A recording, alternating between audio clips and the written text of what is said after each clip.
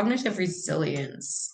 Obviously, if we're playing around with new boundaries that don't exist in our physical reality, this is still training and building a cognitive resilience, as well as neuroplasticity towards it.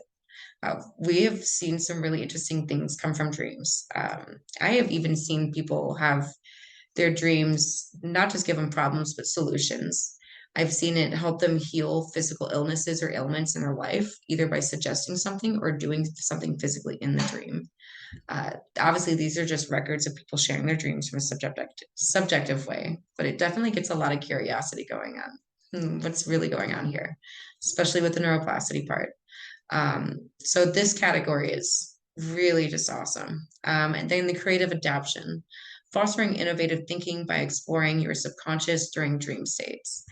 This is huge. It's really getting to know yourself, how you operate, exploring the depths of your own psyche, and kind of working through your weak links and coming up with your own creative formats on how you would adapt to not just your life in one way, but mostly mind, body, and soul, which I think is huge in kind of introducing to extreme environments, even and how you're emotionally connecting to it or psychologically connecting to those spaces. I feel like a lot of the times when I hear people talk about space psychology, a lot of it seems like almost being a victim to your mind or your psyche. But when you're really exploring the depthness of it, you're not really victimizing it anymore. You're like in the story or the mythology of it. You're experiencing it. I think that really is where the creative adaptation and a lot of this comes inspired from.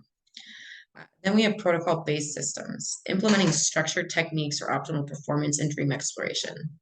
Now, I do have my own protocols and base systems that I use, and I've developed a lot of these from my own subjective realities and experiences in the dream states, and doing my best to actually bring it into a formatted form or system that I can share with others. But everyone's mind is very different and unique. And so what might work for me might not work for others.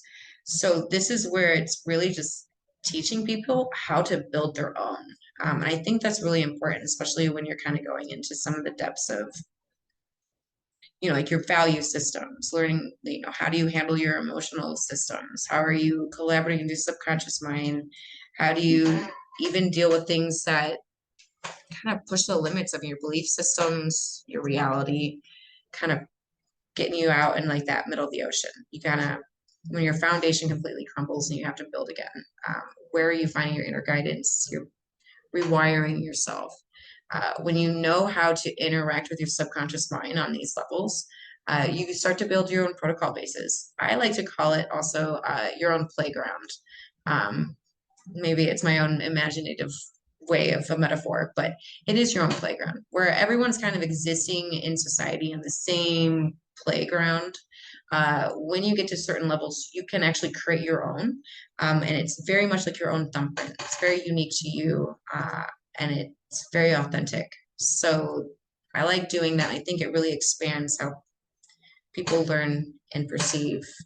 Kind of just gets you coloring outside the lines a lot.